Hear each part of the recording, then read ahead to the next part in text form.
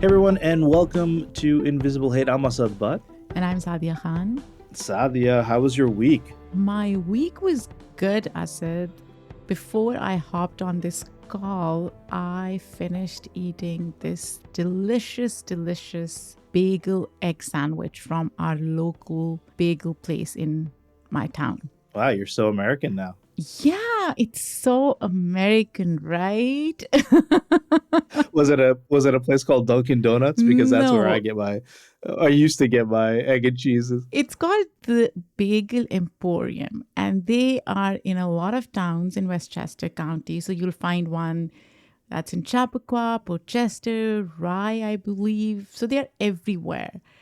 And the sandwich was so good. I kid you not. It had egg, avocado, bell peppers, hash browns. And I just devoured it, Asad. And I was like, oh my gosh, I can go to sleep after this. I don't have to record this. Was it $25 or something like that? I don't know how much it cost. That's so sad. Oh, I didn't check how much it cost, but I'm sure it was an expensive sandwich. You officially become a millennial American who loves their avocado, egg and cheese sandwich on a bagel. What kind of bagel? Multigrain? No, it wasn't multigrain. It was sesame seed, I guess. No, that's not bad. It's not bad, right? And you're right. So I've always liked avocado in all different shapes and forms. So I consider myself an honorary millennial, if anybody wants to give me that title, because there are a lot of things that I like doing that millennials like doing. But unfortunately, I'm stuck in Gen X.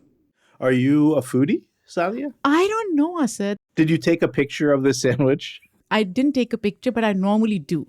Okay. Especially when I'm at a restaurant. Is that sad? Is it sad? Like, I hope my kids are not listening to this. Are they embarrassed by you? They are.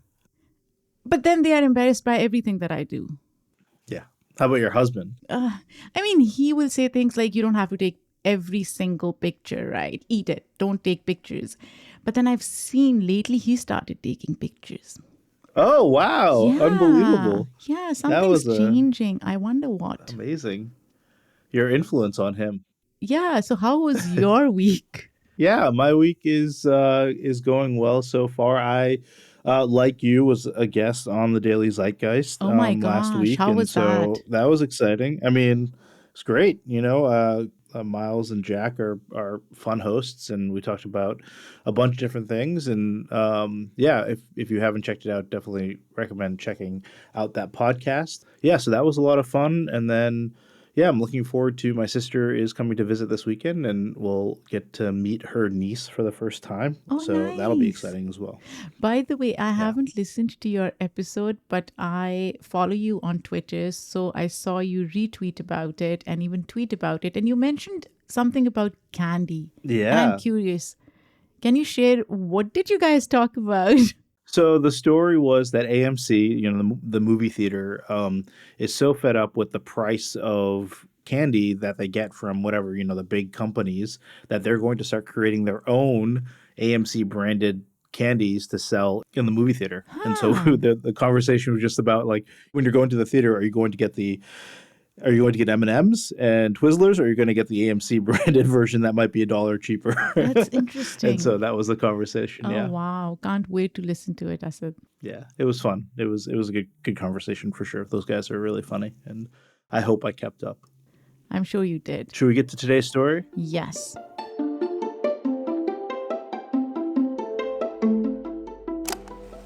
So, Saadia, it's just before midnight on August 10th, 2016, in a suburb of Portland, Oregon, and 38-year-old Russell Courtier and his girlfriend pull into a 7-Eleven in her red Jeep Wrangler.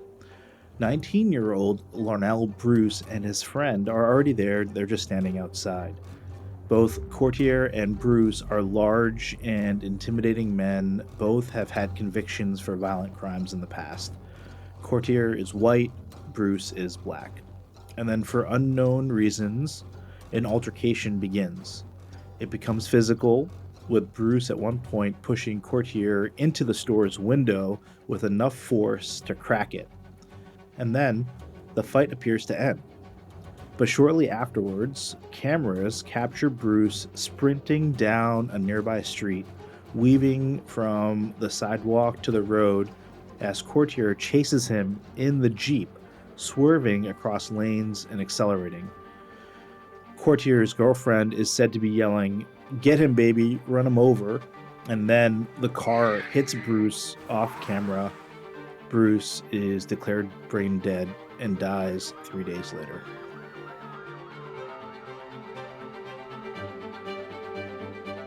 So this is so sad, and I'm still stuck at the altercation part and wondering what led to that altercation because that would explain a lot of things that happened later, right? I think this goes back to, there's some of these things they just escalate so quickly, Saadia, right? And we'll get into what is known and not known about the altercation that night. But yeah, agreed. And so back to the story, Courtier and his girlfriend, whose name is Colleen Hunt, were pulled over in the Jeep shortly after the incident and admitted to intentionally hitting Bruce. Neither witnesses nor cameras could reveal what or who started the altercation, Saadia. Hmm. Courtier claimed that Bruce approached and called him white trash and then instigated the fight. He said Bruce threw him into the 7-Eleven window and then brandished a machete. Bruce was actually, really carrying a machete that was concealed in a cloth, but it was not clear if he used it during the fight. The friend who was with Bruce says he was trying to sell the machete that night and not fight with it. The friend also said that Bruce was charging his phone at an outlet along the 7-Eleven wall when Courtier pulled up. Now, Saadia, have you ever heard of this group, the European Kindred? Asad, I haven't. Is it part of the British monarchy? What I originally, when I was researching this, also thought that it had some sort of, it was a European kind of group, but no, it's actually an American group. It is a large white supremacist prison gang based primarily here in Oregon. Oh, wow. I guess Courtier has been a member since like 2003 or 2004, and he actually was wearing a European Kindred hat and had a European Kindred tattoo on his calf. And just a little bit more about the EK, European Kindred. It was started in prison, and membership in the EK is basically all male, and membership is restricted to those with no more than 1/16th Native American ancestry. And the group has this formal structure and rules and rituals. It's really secretive, and according to Wikipedia, the gang has a reputation for extortion, assaults, moving contraband goods through, Oregon prisons, and dogfighting. And then new members are encouraged to, quote, earn their bones. That basically means that they have to kind of earn their membership through hostile action consistent with the group's cause. We'll get a little bit deeper into the EK later on. All of this sounds so crazy, Asad. Like, this group is not only racist, but they're also misogynists. This is the first time I've heard of a group that's basically all male white supremacist group. It's just so scary that it's almost funny. And Colleen Hunt, the girlfriend, actually denied knowing what EK was when this came up. And just to note that after the incident, the CCTV footage from the crime went viral across the country. And as you can imagine, protests broke out. EK members showed support for Courtier on Facebook. And Bruce's mom's house, where he'd been living, was actually graffitied with racist messages about freeing Courtier and that Bruce deserved death. And it was believed that members of the EK actually were the ones that did that graffiti. And so, Courtier was indicted with murder and failure to perform duties of a driver to injured persons and eventually a hate crime. And then Hunt, the girlfriend, was charged with murder and eventually a hate crime as well. Well, this is interesting. So both of them were charged with hate crime. Yeah, under the Oregon statute, for sure. So, Asad, I want to go back to what you mentioned in the beginning about Bruce having a machete, and I wonder why he was carrying it. Do you have any more information on that?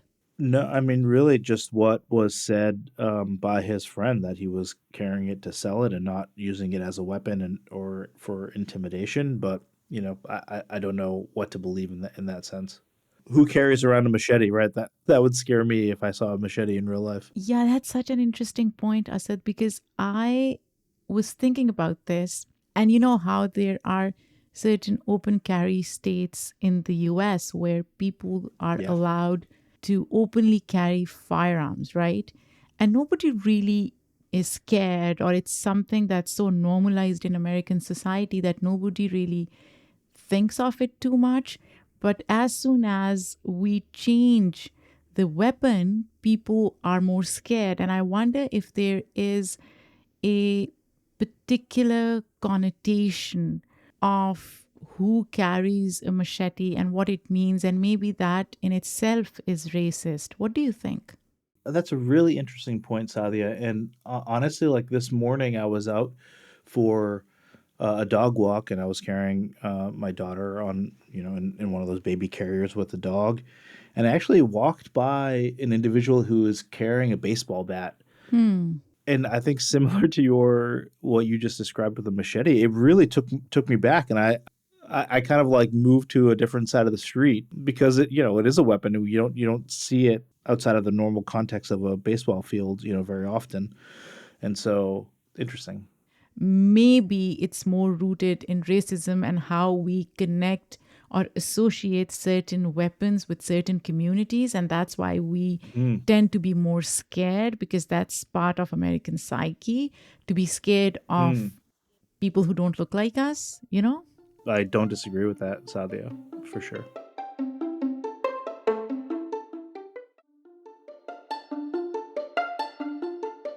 And I said, we are back in Portland, Oregon. What's happening there? I am really scared for you, I said. I really am. Yeah, my hometown. Yeah.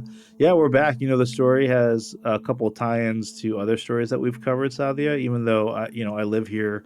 I first learned about this incident after researching the story about the throat slashing murders on the Max that we did, maybe like a month and a half ago, 2 months ago. This hit and run actually occurred 9 months prior to that and is cited as the beginning of a period of heightened racial tensions in the city. And so, of course, as we've mentioned before, Portland does have a sordid history when it comes to racism. The city is about three-quarters non-Latino white, which is much higher than other large cities. And, the far right Patriot Prayer Group has evidently been holding rallies here every single Sunday for years, spreading the message that it's okay to be white. And I think, as I always note, as a caveat, I don't see this kind of overt racism on a daily basis out here, and I find the people that I interact with are pretty remarkable and open and accepting. But of course, there are pockets of these racist, fascists, groups here in Portland and Oregon, unfortunately. Yeah, we keep going back to Portland, Oregon. And as I said, I'm really scared for you, but at the same time, I think it is emblematic of what's happening in America, broadly speaking, right? Yeah. And so, Saadia, Oregon as a whole is conservative. It was once a white only ethno state, banning black people from becoming residents, and had actually more KKK members than any other state in the 20s, and is said to have at least 21 white supremacist Oh, groups, which is wow. just crazy to me. But something we haven't talked about before is how a lot of these kind of racist groups start as prison gangs, and evidently those prison gangs are growing. There tend to be, segregated groups that form in prisons, which do not get along with other groups, and so a lot of first-time offenders get recruited in exchange for protection in prison. The Aryan Brotherhood is one major group like that, which started in the 1960s and is big in California. But in Oregon, it's this European kindred, or the EK as we've been referring to it. I said this takes us back to what you and I have been discussing on this podcast, and we've discussed it a number of times. What does rehabilitation look like, and should people be sent to jail for minor offenses, right? Because a lot of times people who go to jail for minor offenses become hardened criminals, and we don't see as many conversations happening around this.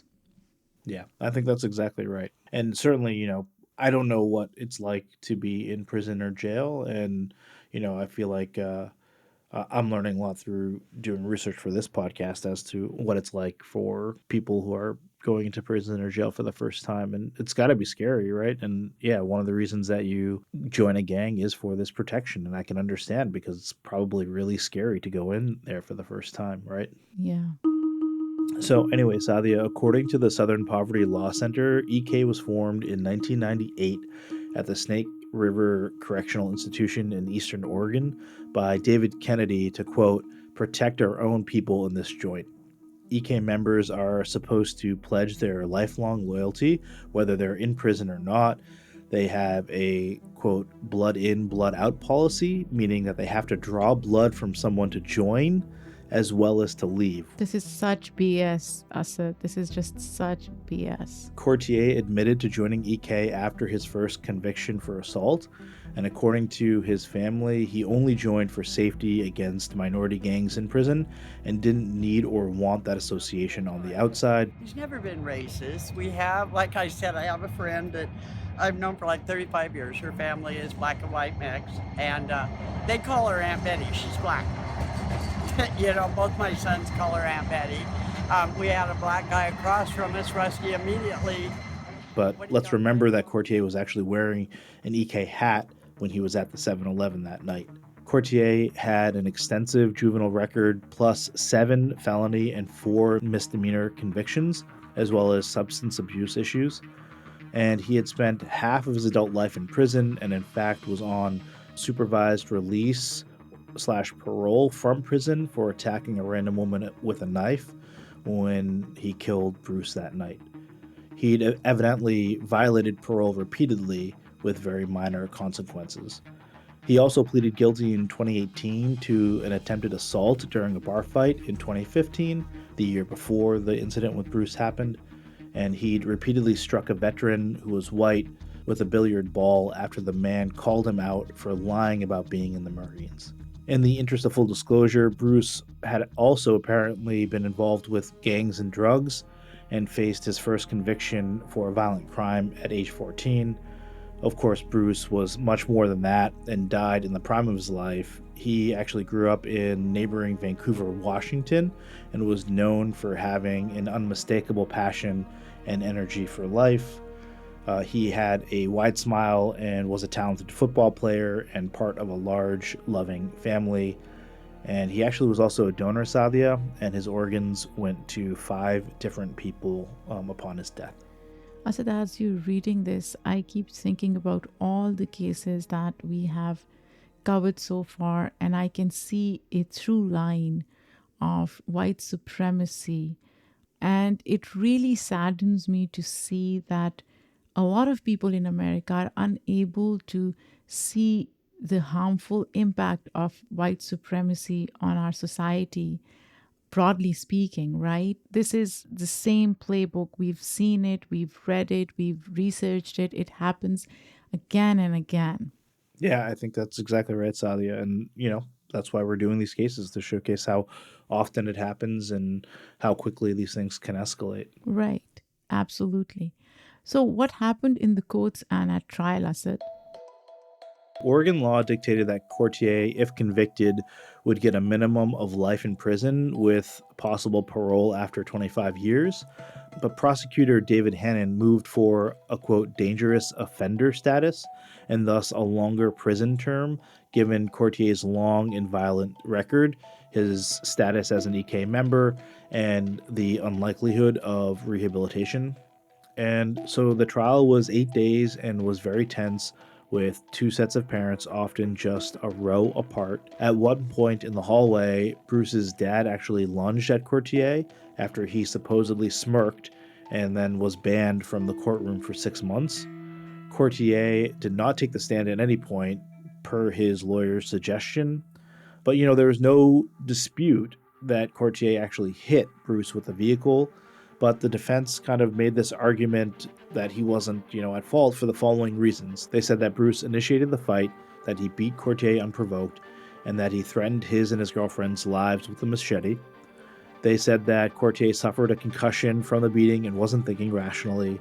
They said that Courtier's long-term ADHD led to his rage and then his inability to reason. They said that Courtier's EK membership was irrelevant because there's no such thing as a, quote, inactive member. And then they said that the jury shouldn't let Courtier's opinions and ugly past cloud a just ruling. And so on the prosecution side, they said that it wasn't clear who initiated the fight and that Courtier was clearly a racist and that he may have, antisocial personality disorder given his general lack of remorse. But, they still said that he was at fault. And so the jury deliberated actually for 3 days. In the end, he was found guilty of all 3 counts: murder, hit and run driving, and second-degree intimidation, which was the hate crime law under Oregon law. And then, just a note, Saadia, the jury was unanimous on the murder and the hit and run charge, but they voted 10-2 on intimidation, enough to secure a conviction. This is an interesting outcome, Asad.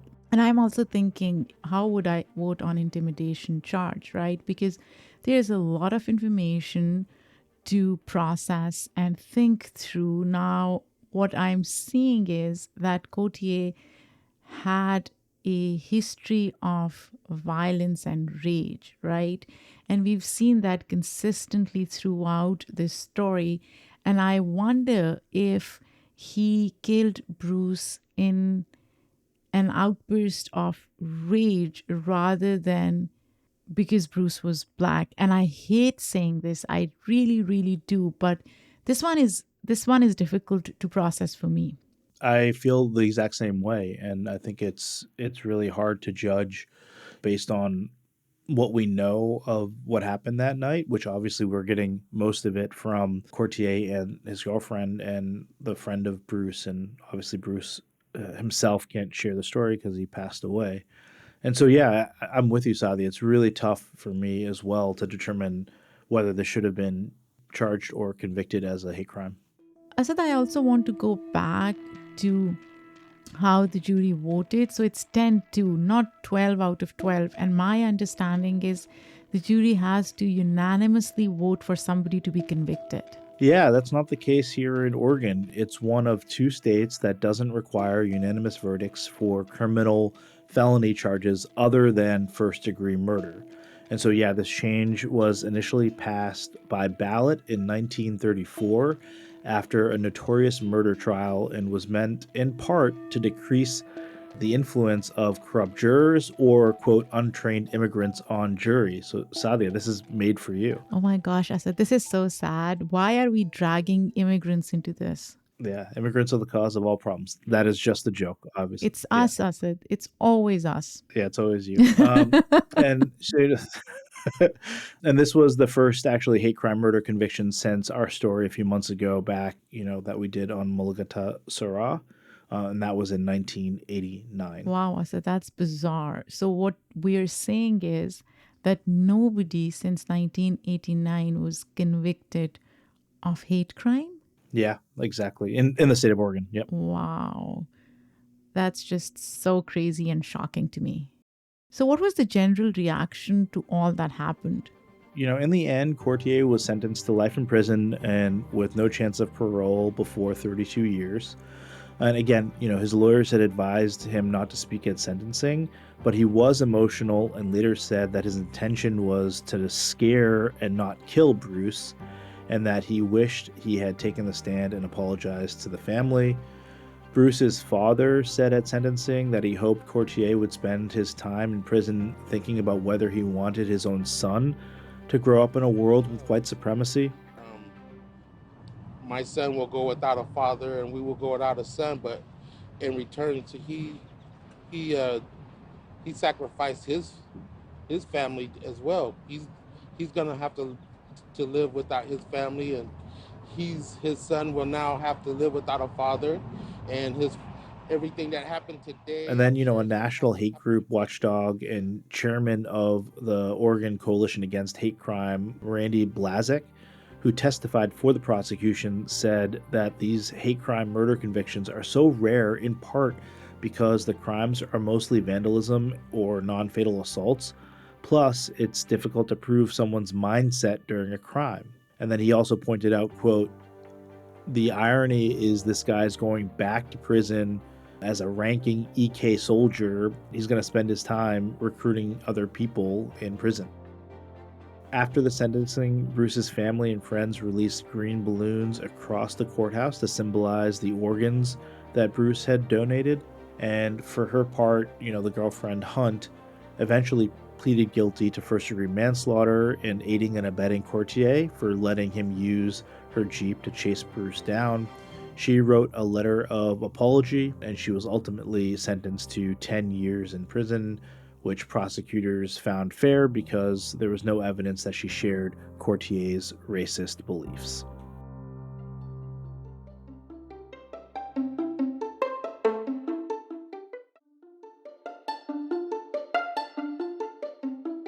Asad, there's so much to deconstruct here. First, I don't buy this narrative that his girlfriend didn't share his racist beliefs because she was encouraging him to basically run Bruce over. So I don't really buy that.